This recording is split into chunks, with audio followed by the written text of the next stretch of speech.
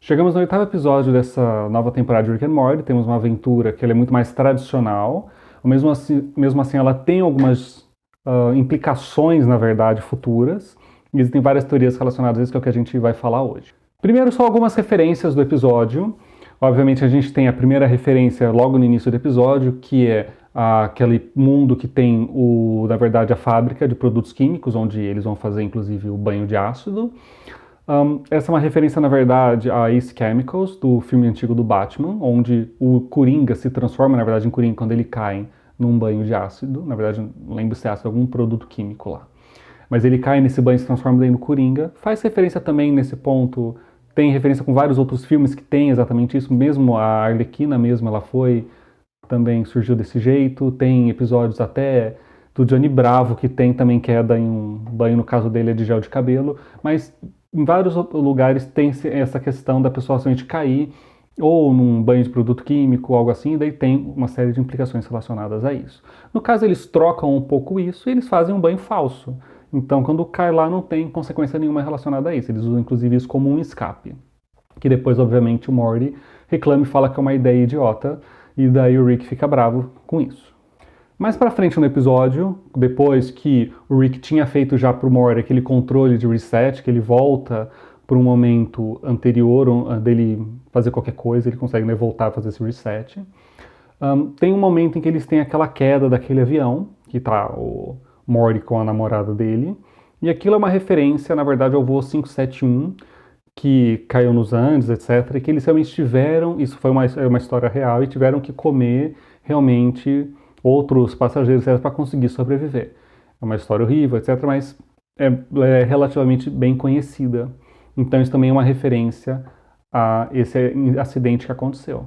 Uma outra referência um pouco mais pra frente, quando o Morty, na verdade, acaba achando que aquele Dare Reset não era muito boa, ele acaba indo atrás do Rick novamente, e daí o Rick explica como funciona todo o processo daquele botão de reset, e, para quem não entendeu, como funciona.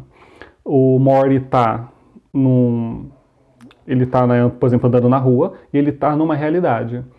O que ele faz, aquele botão, ele procura entre as diversas realidades qual que é uma realidade onde o Morty estaria logo antes disso. E ele troca, só que o Morty que estava naquela outra realidade, ele morre. Então sobra só aquele Morty, o Morty que a gente está vendo nesse episódio, e ele fica basicamente transitando entre várias dimensões, só que ele nem sabe disso. Então são dimensões muito parecidas. Lembrando novamente que tem infinitas dimensões, então é muito fácil ter coisas muito próximas acontecendo. Mas então, ele acaba...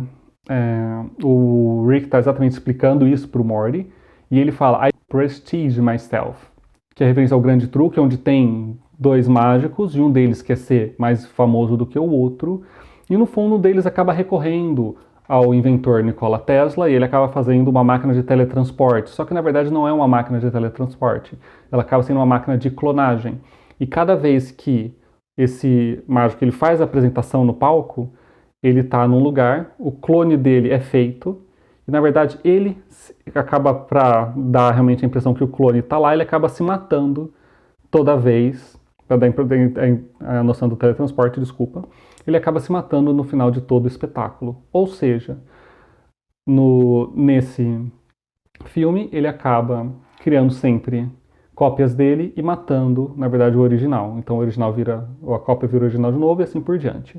Só que ele mantém, obviamente, todas as memórias, etc. Seria um clone perfeito. Nesse caso, o Rick está fazendo exatamente uma relação com isso, que é como se o Morty estivesse passando por vários lugares e matando sempre o dele para poder dar uma chance para o Morty que a gente está vendo, no caso, sobreviver e fazer o que ele quiser. E nessa brincadeira, ele matou milhões e milhões de Mortys. Uma outra referência também que tem é a do Moe's Tavern, do Simpsons, que quando, na verdade, o Morty ele empurra o cadeirante, o senhor cadeirante, atrás a gente consegue ver na esquina exatamente o bar do Moe. E tem, obviamente, também a relação com um dos episódios do Futurama, em que ele tem também essa questão do botão que fica dando reset o tempo todo, porque o personagem principal do Futurama fez uma besteira lá de pular de um edifício, só que ele fica eternamente nisso. Só que daí, no caso do Morty, tem todo esse problema dos milhões e milhões de Mortys que ele acabou, na verdade, matando. Bom, A primeira coisa que eu queria falar também desse episódio, não relacionado às referências, mas relacionado ao teor do episódio em si, é exatamente a questão que, tanto nesse episódio quanto nos anteriores, o Rick tem falado muito de viagem no tempo. Tem aquela caixa sempre Time Travel Stuff na prateleira de trás, isso em vários episódios está lá, acho que em todos os episódios, na verdade, ela está lá. Mas ele tem o tempo falado muito sobre isso, como ele não faz viagem no tempo, ele não faz viagem no tempo. Acabou fazendo, na verdade, viagem no tempo naquele episódio das cobras em si, para poder arrumar, na verdade, todo o problema que estava tendo. Então, ele, no fundo, ele acaba fazendo uma viagem no tempo. Ele acaba, na verdade, também no final da primeira temporada, mexendo com o tempo, que ele para o tempo e depois volta. Então, ele fica falando que ele não faz viagem no tempo, que ele não gosta disso, mas talvez isso seja por algum motivo de alguma coisa do passado dele. Possivelmente, ele talvez já tenha feito uma viagem no tempo e isso tenha tido consequências. Existem algumas teorias até relacionadas ao Evil Morty em relação a isso, sobre essas questões de viagem no tempo, porque o Rick não gosta da viagem do tempo em si. Uma das teorias possíveis é que, se a gente for ver, na verdade, essa temporada toda como ela está andando, e desde, na verdade, de algumas outras temporadas, mas principalmente essa, a gente vê o Morty cada vez ficando mais bravo com o Rick. Ele não tem mais a mesma relação, às vezes, que tinha. É como se ele estivesse amadurecendo, vendo cada vez mais que o Rick faz basicamente o que ele quiser.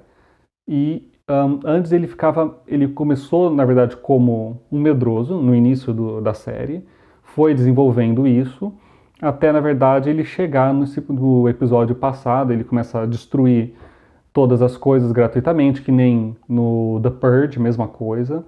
E a gente vê que ele começa a se acostumar com tudo isso, e ele começa a não meio que idolatrar o Rick como ele talvez idolatrasse antes. Então, existe uma possibilidade de que tenha esse crescimento do Morty, que não necessariamente é um crescimento, mas ele está se acostumando com toda essa história. E algumas pessoas falam na possibilidade, inclusive, não sei quanto que isso pode ser real ou não, de, na verdade, esse Morty que a gente está vendo agora ser, na verdade, o Evil Morty. Então a gente está vendo como ele vai se tornar o Evil Morty, não é o Morty C-137 que a gente está acostumado a ver. E faria sentido, talvez, nisso nesta temporada, por isso que a gente acha que não está acontecendo quase nada, são essas aventuras desconexas, que talvez seja um fluxo todo para chegar na história do Evil Morty, como o Morty se tornou, né, o Evil Morty que a gente conhece. Isso é uma possibilidade, e também explica porque até agora eles não falaram que eles são C-137. Existe uma outra teoria que eu acho um pouco menos provável, que na verdade o Morty ele se transforma futuramente no Rick. Então que ele é neto dele mesmo, algo assim, um pouco estranho, mas seria algo mais ou menos desse estilo. Uma curiosidade só interessante também desse episódio, existe uma grande parte do episódio, mais ou menos 5 minutos, que ele não tem nenhuma fala, são aquelas várias cenas que basicamente o Morty com aquela nova namorada dele. Encontra lá no café, etc. E vai desenvolvendo tudo até chegar no momento do acidente e depois o Jerry resetando tudo.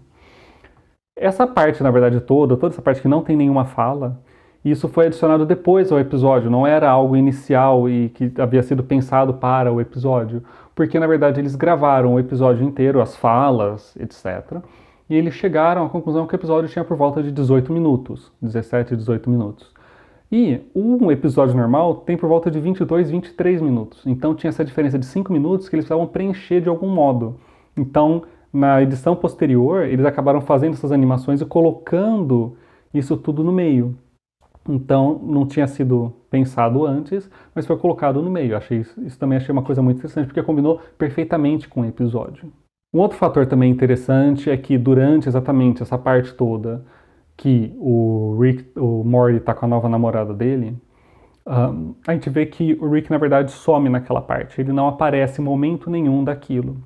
O que até dá a entender que, a partir daquele momento, o Morty, ele abandona o Rick sai da vida dele, então, como já aconteceu em outros casos, e o Morty segue a vida normal, sem a presença do Rick.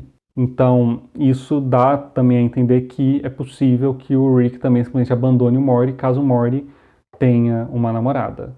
E também daí pode novamente ser que o Rick simplesmente sabote para que ele não tenha nenhuma namorada, assim como ele sabotou a série dele também do Heist, que também são dos episódios passados. Bom, existem algumas outras questões também no episódio, o próprio Morty depois falando que ele jogou com uma vida sem consequências não é boa, e na verdade o Rick chega e fala, não, mas não é essa a moral da história, todos que você fez tudo teve consequência, e você fez tudo errado, e explica, né, todo o negócio, e agora você vai sofrer todas as consequências, e a principal coisa disso tudo, basicamente o Rick fala, é porque você não acreditou em mim. Então, uma da outra moral seria que o Morty sempre tem que acreditar no Rick para tudo dar certo. Pelo menos isso é o que o Rick acredita.